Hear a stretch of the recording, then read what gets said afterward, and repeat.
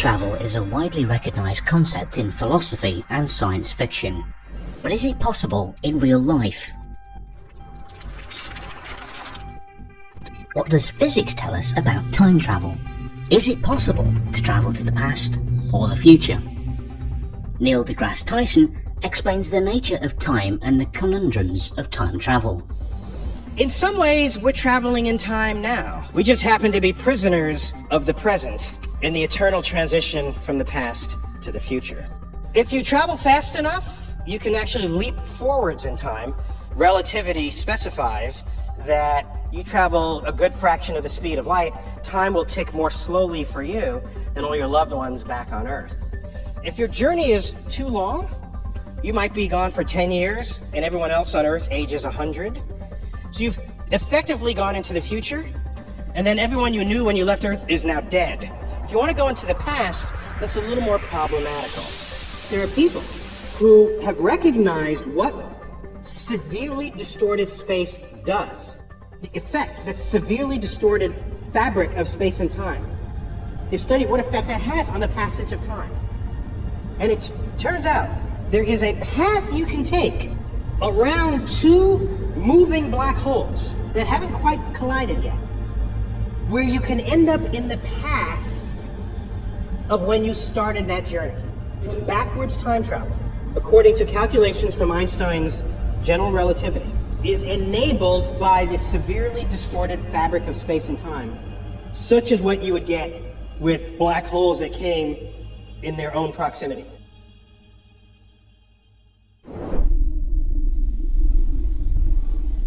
There are some physical theories that can help us learn what time travel is and how it works. In 1905, Albert Einstein published the first part of his relativity theory, known as special relativity. The theory of special relativity showed that particles of light, photons, travel through a vacuum at a constant pace of approximately 300,000 kilometers per second, a speed that's immensely difficult to achieve and impossible to surpass in that environment. Yet all across space, from black holes to our near-Earth environment, particles are, in fact, being accelerated to incredible speeds, some even reaching 99.9% the speed of light.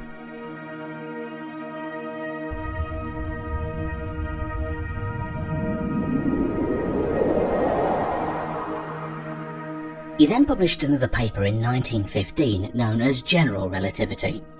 These theories are among the most important theories in all of physics. Under Einstein's theory of general relativity, gravity curves space and time, causing the passage of time to slow down. In Einstein's theory of special relativity, time slows down or speeds up depending on how fast you move relative to something else. So for an observer, in an inertial frame of reference, a clock that is moving relative to them will be measured to tick slower than a clock that is at rest in their frame of reference. This case is sometimes called special relativistic time dilation. Time dilation may also be regarded in limited sense as time travel into the future. The faster the relative velocity, the greater the time dilation between one another, with the rate of time reaching zero as one approaches the speed of light. Scientists have done some experiments to show that this is true. For example, there was an experiment that used two clocks set at the exact same time. One clock stayed on Earth, while another flew in an aeroplane going in the same direction Earth rotates. After the airplane flew around the world, scientists compared the two clocks. The clock on the fast-moving airplane was slightly behind the clock on the ground, so the clock on the airplane was travelling slightly slower in time. Another famous experiment is the twin paradox, which is, according to Neil deGrasse Tyson, not a paradox at all. He describes the experiment as a hypothetical scenario which uses identical twins to illustrate Einstein's theory of relativity. Take Newton's laws, for example. He has a law of motion and law of gravity.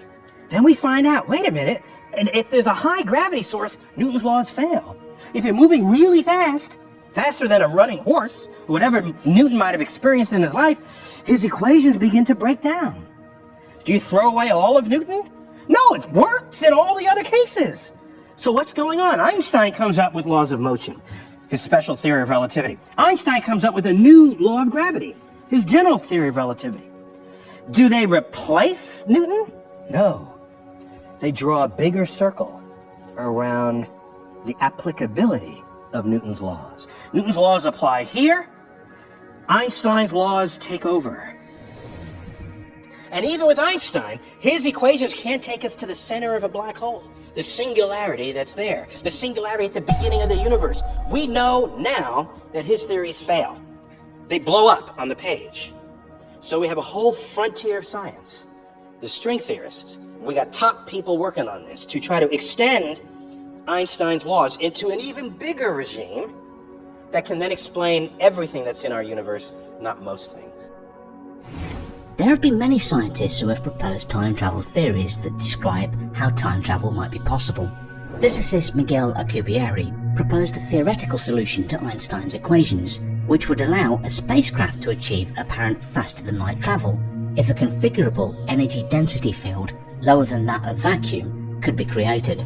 Rather than exceeding the speed of light within a local reference frame, a spacecraft would traverse distances by contracting space in front of it and expanding space behind it, resulting in effective faster-than-light travel. Objects cannot accelerate to the speed of light within normal space-time. Instead, the Alcubierre drive shifts space around an object so that the object would arrive at its destination more quickly than light would in normal space, without breaking any physical laws. However, the proposed mechanism of the Alcubierre drive implies a negative energy density, and therefore requires exotic matter which has physical properties that would violate known laws of physics. What leads people to think that travelling back in time cannot occur in our universe is the grandfather paradox.